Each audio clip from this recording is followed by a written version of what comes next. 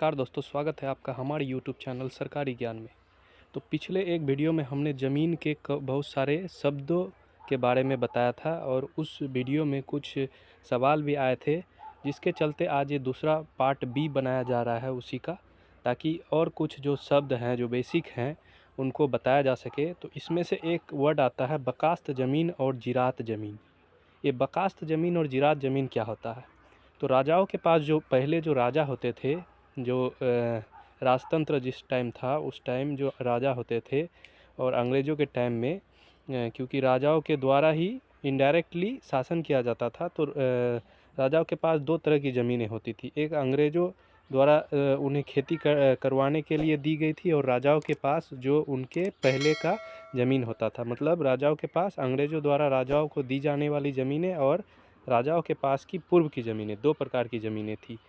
इसमें से राजा लोग क्या करते थे, किसानों को खेती करने के लिए ज़मीनें दी जाती थी, बदले में उनसे मोटी टैक्स ली जाती थी। दो प्रकार से बढ़ जाता है, एक किसानों को दी जाती थी खेती करने के लिए, और कुछ ज़मीनें राजाओं के पास उनकी खुद की खेती और अन्य कामों के लिए रहती थी। तो यहाँ दो प्रकार की ज़मीनें हो गई, एक खेती करने के लिए किसानों को दी जाती थी और एक अपने पास रखते थे कुछ अपने यूज़ के लिए। तो जो अपने यूज़ के लिए होती थी, यह ज़मीनें ही जिरात और बकास्त भूमि कहलाती है।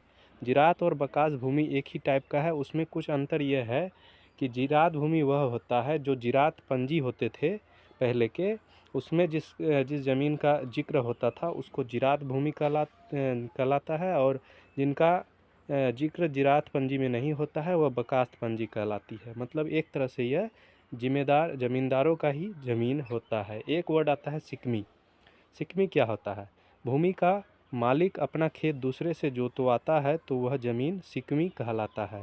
मतलब जब ज़मींदारों के पास बहुत ज़्यादा ज़मीन हो जाता था तो खुद से खेती ना कर पाने की वजह से दूसरों से खेती करवाते थे, तो वह सिकमी कहलाता था। इस प्रकार में जो खेती करता था वह ही लगान रसीद भी कटवाता था। और एक होता है कायमी, मतलब कि यही अगर सिकमी ज़मीन का पीरियड ऑफ टाइम अगर 12 साल से ज़्यादा हो जाता था, मतलब 12 साल से ज़्यादा दिनों तक अगर जोत करता था तो वह कायमी कहलाता है। एक वर्ड और है काश्तकार। काश्तकार या काश्तकारी ज़मीन लोगों से बोलते हुए सुने होंगे। तो काश्तकार का सिंपल मीनिंग होता है कृषक या किसान। तो ज़मींदारों द्वारा खेती करने के लिए दी गई जो भूमि होती है वो काश्तकारी भूमि कहलाती है। तो खतियान बनते टाइम 100 साल, लगभग 100 साल बिहार में 100 साल पूर्व जो खतियान बना था उसमें बहुत सारे काश्तकारी लोगों के नाम से ही खतियान बन गया था। तो वह अगर खतियान बन चुका है तो उसका मालिकाना हक उन्हीं का होगा, अगर खतियान में नाम है तब। एक वर्ड आता है वसीहतनामा। वसीहतनामा एक ऐसा दस्तावेज है जिसमें आदमी अपनी प्रॉपर्टी का अगला मालिक का नाम दर्ज करता है। वसीहतनामा मतलब एक दस्तावेज ही है जो उसमें ट्रांसफ़र ऑफ प्रॉपर्टी का जिक्र रहता है, किसके नाम से ट्रांसफ़र होना है। और एक होता है बख्शिशनामा या गिफ्ट डीड।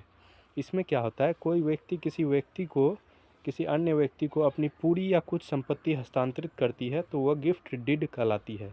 मतलब बख्शिशनामा मतलब अगर कोई आदमी अपने प्रॉपर्टी का कुछ अंश अगर गिफ्ट करता है या फिर किसी को देना चाहता है फ्री ऑफ फंड, तो उसे बख्शिशनामा के तहत दे दिया जाता है। एक होता है खास महाल की ज़मीन। खास महाल की भूमि क्या होता है, अंग्रेज़ों द्वारा अपने उपयोग के लिए रखी गई ज़मीन, जो अंग्रेज़ों के टाइम में जो अपने यूज़ के लिए रहते थे, जैसे महल बना दिए, पार्क बना दिए अपने यूज़ के लिए, तो उसे खास महाल की ज़मीन होती है। और अभी इसका जो मालिक होता है वो बिहार सरकार होता है। अभी बिहार सर्वे में इसका जो होगा बिहार गवर्नमेंट के नाम से खाता खुलेगी। एक होती है वाजगीद भूमि। वाजिद भूमि का मतलब क्या होता है कि रैयत द्वारा अपने मज़दूर को देने वाला ज़मीन। अगर कोई अच्छे खासे ज़मींदार लोग हैं, ज़मीन बहुत है, तो उनके पास मज़दूर भी रहते हैं, तो मज़दूरों को रहने के लिए उनका छोटा सा एक ज़मीन का टुकड़ा दे देना होता था पहले। तो उस ज़मीन को वाजगीद भूमि के अंतर्गत रखा गया था, और यह ज़मीन अहस्तांतरित ज़मीन होती है, और यह लगभग 12 डिसमिल से कम का ज़मीन होता है। यह रैयत द्वारा मतलब अपने मज़दूर को दिया जाता था। तो इस प्रकार से कुछ वर्ड थे आज जिनका जिक्र हमने इस वीडियो में किया। अगर कोई वर्ड अभी भी आपके मन में चल रहा है तो कमेंट करके बताएं, और अगर वीडियो अच्छी लगी हो तो लाइक करें, और कोई इस ज़मीन सर्वे से जुड़े हुए अपडेट के लिए चैनल को ज़रूर सब्सक्राइब कर ले। अभी के लिए इतना ही। धन्यवाद। जय हिंद, जय भारत।